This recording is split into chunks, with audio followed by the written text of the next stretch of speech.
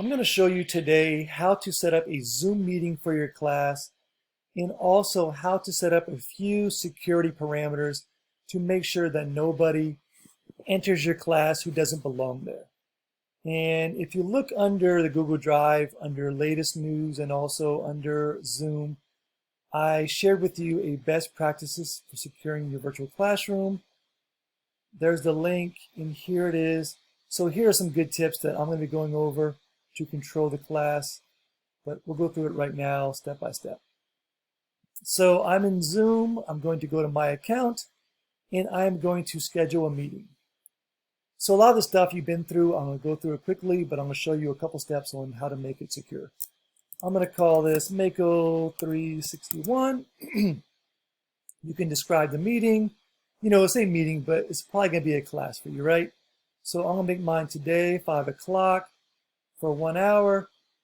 As you know, Zoom's cut out at 40 minutes. I'm going to do a recurring meeting, all right? This is for a class, so it's going to recur every week on Tuesdays until May 12th, right? You can change this, of course, but the semester ends around that time.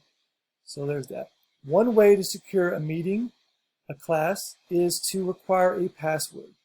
You give this password to your students, and that way only they can enter the course. Simple enough. Send them the URL, send them the password, only they can enter. For video, I let myself and the students all have video. That way they come on, I could see them immediately. For audio, you can do both. I do computer audio, which is the only option now with COVID-19, but you can do both, but I like computer audio. So now meeting options. A couple of things you can do here. Enable join before host. That way, if you're running a little late, students can be there before you, get a head start. That's probably not a bad idea. Mute participants. I like my students to be muted. You may have 50 students. You don't want them all talking at the same time. This way, the default is mute, and they have to unmute in order to talk to you, all right?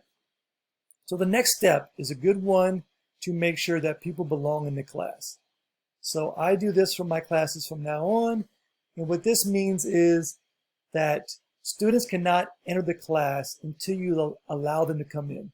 So they'll go in what's called a waiting room, and until you go accept their name, they can enter the class.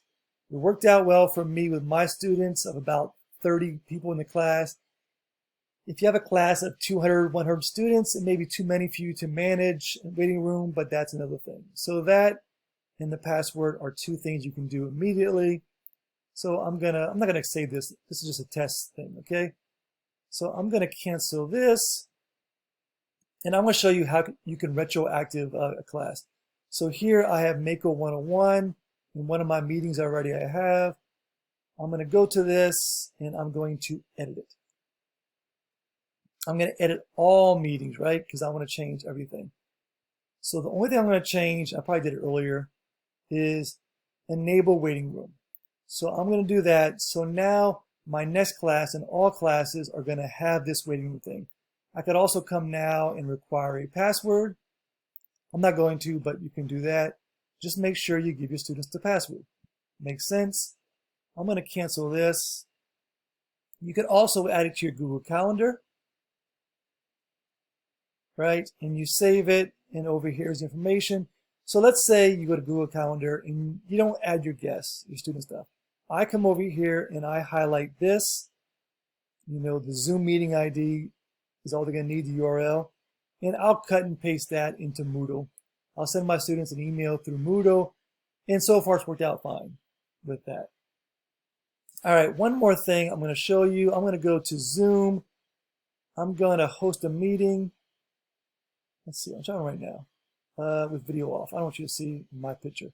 So let's say this right now is a meeting you're in. All right, I'm going to join computer audio. All right, so this is a meeting, any meeting you're in with your students, a way to make sure that nobody comes in your class who's not allowed and wants to share with you some website or some pictures. So when your class starts, you can go to share, the little arrow here next to it. Click on that in advanced settings. You can go to who can share. I'm going to choose only host. Now later on, if you want your classmate to show a PowerPoint, to show a video, you can still allow that in your class. But what this means is they can't just on their own share their desktop or share whatever. So that's a good way to prevent what's called Zoom bombing. Someone that comes in your class who's not allowed and wants to disrupt your class and cause problems. So only host. And finally, what you can do is you can remove a person. And right now I'm not in a meeting, but what you can do is scroll over their name, I think on the 3 dots on the side, and then just click on it and put remove person. And you can also do settings in your Zoom. I'm going to end this meeting. And also what you can do is, see right now I'm ending the meeting. Usually what I do for my classes, I leave it open in case my students want to interact with each other and talk to each other and maybe ask questions about the class or just ask questions about how they're managing with this isolation. So usually I'll leave and let them chat amongst themselves. All right, so that's another thing you can do for your class. So I'm going back to Zoom. Just to finish up here, I'm going to my account. And so over here under settings, you see I'm back to my profile here, go into settings. And here you can go through and change some things as well of what you want to default. All right, so look at that, require password for things. So these are ways you can make sure your class is more secure for your students. Also look at best practices and come down here. Some of these I went over, control screen sharing, the waiting room. Just those simple things are probably enough to make sure that your class is secure and only people you want to be in the class will be there. All right, I hope that answered all your questions and worked out well for you.